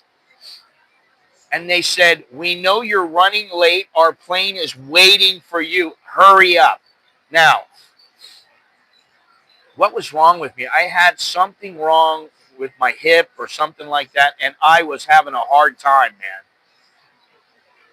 Or my ankle, I can't remember what it was, but I was having a hard time keeping up. And I was like, "You should give me the little thing that you just ride on. Why don't you just bring the vehicle and we can all go on that thing?" Because the thing is we had to get through immigration. It wasn't like you're just transferring over and you're bypassing everything. No, we had to go through immigration. Yeah, the little electric golf cart. We had to go through immigration, and I'm like, "How are we gonna do this? We got to be there in like 10 minutes." But we did it. They waited and they closed the door. "Okay, ladies and gentlemen," and I'm like, "They're waiting for us." We were the last people on the plane. There was nobody else. They were waiting on us. Oh my God. I was just glad to make that one. Women don't understand money. Well, my wife pretty much, she understands money. She knows, you got money. It's good to spend it. You don't want to be cheap. However, there are times when you look at it and you go, the juice is not worth the squeeze. And in my opinion, I almost want to just fly to, not, just either fly to Albania and just go to Albania for a week, or go to Florida and stay in Florida for 2 weeks with my parents. And then I can go to Ecuador later, or I can go to Albania later. I can take a trip just to Albania with my wife. We come back, and I can do things like, there's all kinds of things you can do. So I got to look at all the alternatives because this is a little ways away, but we are planning it, and I hope it'll come to fruition. The last trip was pretty crazy. We went from Bangkok to like Dubai, and then we went from Dubai to Ireland. We spent the day in Ireland. We drank some Guinness, and then we came back. And it wasn't where my wife actually had to get a visa for Ireland, because if you are not transferring within we were hoping we would transfer inside of the same terminal. No, we had to go to the next terminal. If you go to the next terminal, then you need to have a visa because you're going outside of that area. So they wouldn't let you do it. So she had to get a visa. She has the Shenzhen visa, and she had to get another visa. Now, she didn't need a visa for Ecuador. So we go to Ireland. Then we had to go, was it on the way back or was it no, it was on the way there. And she was pissed about this. We went to Amsterdam. In Amsterdam, they charged her for the rooms. While we were up in the air, they said, "Sorry, we can't get your rooms. We're canceling them. Please acknowledge." She didn't acknowledge, and they charged her for the rooms. And she said, "What are you charging me for?" She got screwed on that. I told her, "Well, I don't know what the deal is with it," because I just let her handle everything. And then we went from there, we went to Portugal. And then we went to New York. Then we went New York to Fort Lauderdale. We were in Fort Lauderdale. Then we went from Fort Lauderdale to Ayampe, Ecuador. Then we came back to Fort Lauderdale. Then we were trying to fly out, and we flew. We ended up going back to Portugal. And my wife had to go a different route than we went. I don't remember how it worked. It was a pain in the ass. So I got to be careful. That was an epic trip, a memorable trip. And yes, you get a lot of family memories. You get all these things. Oh, that was great. But, my kids now, they're like, "Oh, yeah, I really like Portugal. Oh, I really like Ecuador." You know, what the fuck does it matter to you? I got a big neck. So what does that matter to you? What's the price of tea in China? Do you really care? I don't care. Anyway, always got these dickheads coming in. Well, I don't give a shit if you care. Goodbye. You start asking stupid questions like that, you don't belong here. See you later, buddy. Every once in a while I get some dickhead in here. I don't know why. And of course I see his little flag. You gotta put that up there to show everything.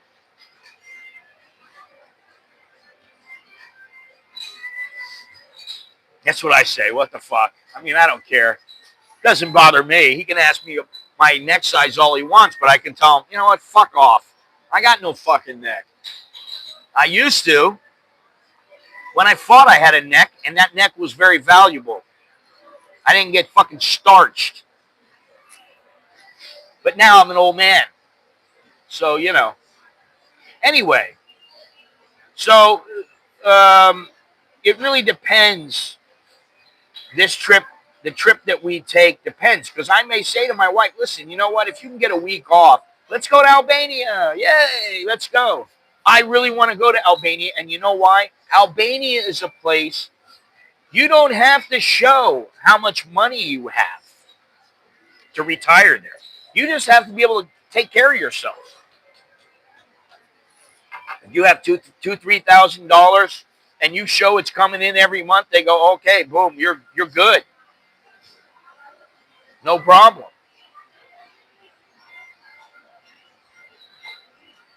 You can stay for as long as you want. Now, getting a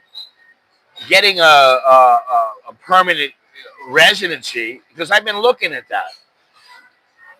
I can probably do it in Ecuador.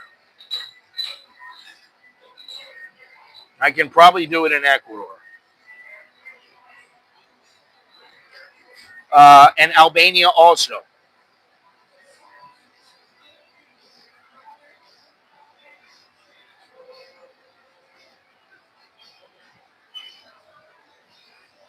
So I really am. I do really enjoy Ecuador, and I'm anxious to look at Albania. I've heard about their healthcare. You know, and the thing with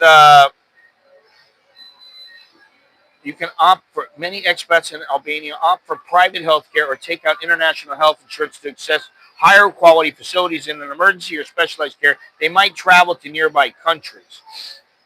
However, in Ecuador, their services are quite good, and they're affordable, very affordable. They're more affordable than here, a lot more affordable than Thailand, and that's something that gives me food for thought. However, I'm not sure. You know, I mean, if I want to live in the village where my buddy lives, okay, yeah, all right, great. If I can buy a house there, okay, great. Well, what am I going to do there? I'm going to go surfing? Listen, I'm getting older. I don't really want to go and have to say, I'm going to go surfing every day. Wow, that sounds fantastic. Hey, Carlos, how you doing? I mean, of course. No, I have not heard about Albanian food.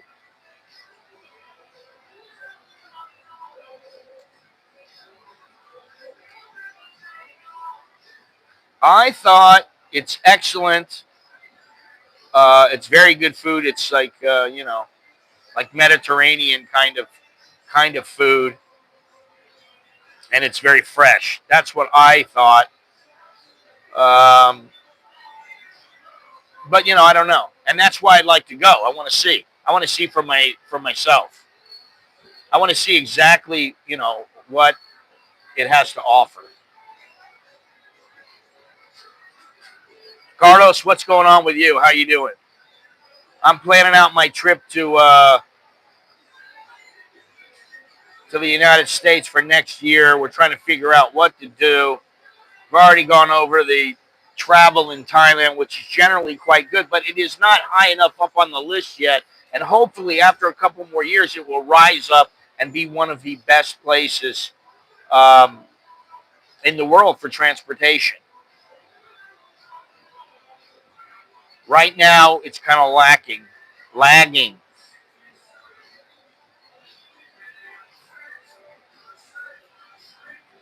But like I said, Albania, I'm not sure about it. Ecuador, I'm not sure about it. Because, as my friend says, I'm set here. I got everything I need. I live here. I live pretty good. The only thing is I can't become a citizen. I can't get permanent residency here. It's very difficult for me to get those things. And I don't like that because I don't want the United States to be my only option. Should we head out January 22nd, but already got side trips lined up? Oh, really? To where?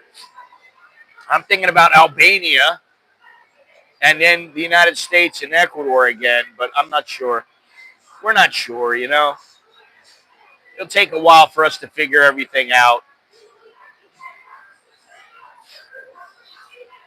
They have visa laws. I think that Americans can stay in Albania for a year without a visa. Is it a year?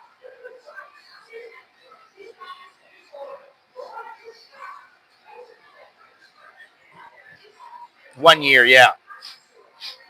Without a residency permit, you must have a passport with at least 3 months of remaining validity, up to 6 months. Yeah, you can stay there for a year with no visa. It's a tourist. Barbados and Vegas. Really, Cozumel, huh? I've been to Cozumel and I've been to Vegas. Barbados, no, I've been to Trinidad and Tobago. That's where I've been. Barbados. Oh, well, that'll be nice. That's a nice trip.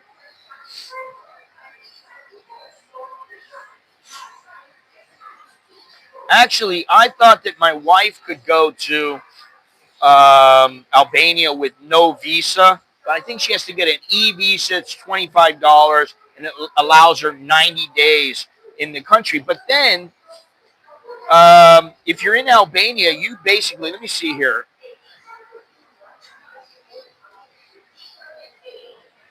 And I'm just, I'm throwing this out here, but it doesn't necessarily mean, let's see here, renewable after 6 month interruption. Okay. Entering and residing. Okay, you can stay there for a year.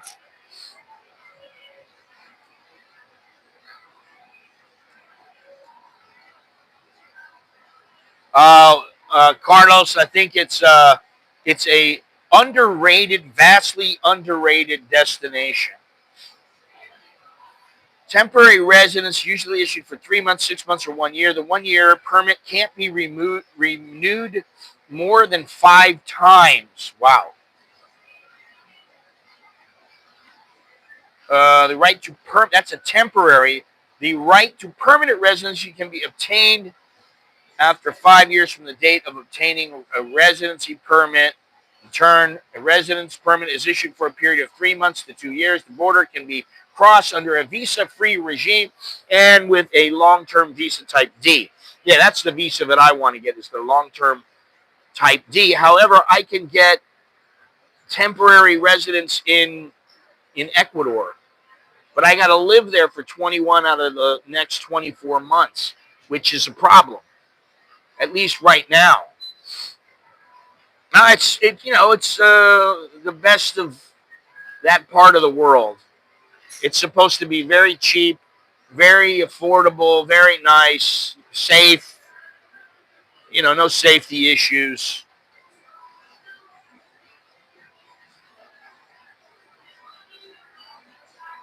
I think they have problems with pickpockets and stuff like that, but not quite as much as some other places. But that's about the extent of their problems with safety.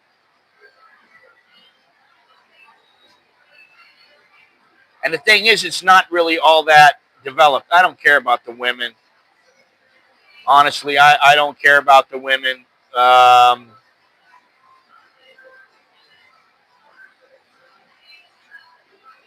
think some of them are Muslims. Oh, I'm just looking it up here, and it says, why are Albanian women so stunningly beautiful? Mixed with Eastern European and Mediterranean. They have very, oh shit, look at some of these. Unbelievable. Hidden gems, baby.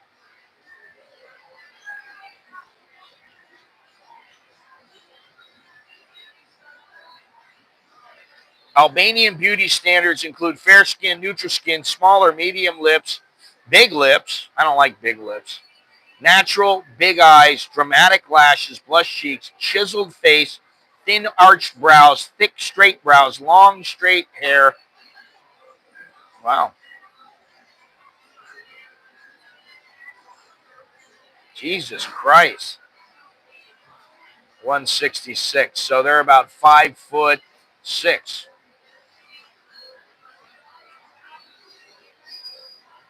Dua Lipa, the singer. I've heard of her, but I don't know her very well. She is known as an Albanian. And I think, wasn't, what's her name, Albanian? No, she's Ukrainian, I think. That the chick with Ashton Kutcher. I don't know, man. I have no idea about this stuff. I would like to go to Austria. My wife has been there, but she just was on the stopover on a plane. And that was it. So, you know. Anyway, we got about 2 minutes and 30 seconds left. And then I got to get out of here. Time to move on. Let me see here what I wanted to say about this last. Thailand's transportation system is centered around the BTS and MRT and is about 24th due to the coverage of the BTS and MRT in the city link. However, limitations outside Bangkok in a developing inner city system keep Thailand's ranking below highly integrated systems in countries like Japan, Singapore, and the UK. However, Thailand's ongoing investments, especially in high-speed rail and expanding metro lines, could help this ranking in the future. As I said, it could be a couple of years, particularly if these expansions are well integrated across the country. They need to expand these train lines throughout the country. And I don't mean train lines like they have now. I'm talking about the high-speed stuff. So that's something else. I wanted to say real quick, 55% of foreign expats have thought about moving out of Thailand in 2024. And the majority, there were 2,500 people polled. The majority of these people will not file tax returns, which I think is kind of funny. A lot of Thais don't file tax returns. So what are they going to do? That's one of those, we'll see, wait and see. We got to see what's going to happen. Anyway, if you're enjoying this stream, want to support the channel, obviously there are a couple ways you can do so. It's down in the description, you know, super chat, cash app, blah, blah, blah. Just check everything down in the description. So this is the end. That is all. We are done. Thank you all very much for joining me. I appreciate it. I hope to see you the next time. Yeah, Choke D, Leo Jerken Mai. Yeah, Austria is beautiful. Switzerland's beautiful. I like to go to Luxembourg. Maybe in the future I'll go to all these places. Liechtenstein, you know, all the places in that part of the world. I like to go there. I'd like to stay there for a while, and you know, just chill, sip cappuccino like I did. I did in Cannes. I went, and every morning I would go out. I'd have a jacket on, nice jacket, you know, like a dress jacket. I would go out and walk down to the marina. There'd be a couple of coffee shops down there. I'd sit there. A couple of my friends have a croissant, have, you know, cappuccino and everything, which is probably like $10. Sit there and, you know, shoot the shit and people watch. So, anyway, thank you again. I appreciate it. Let's see here. What was I looking for? Yeah. Thank you once again. I do appreciate it. Choke me, Lil Jerk and my. That's good luck, and we'll see you later. I am Scott. I'm an American in Bangkok, Bangkok right now, to be specific. I got some things to do, places to go, people to see. So that's what I'm going to do. I will talk to you all later. Take care. Be well, and I'll see you Thursday or Friday. All right? Take care. See you, Carlos.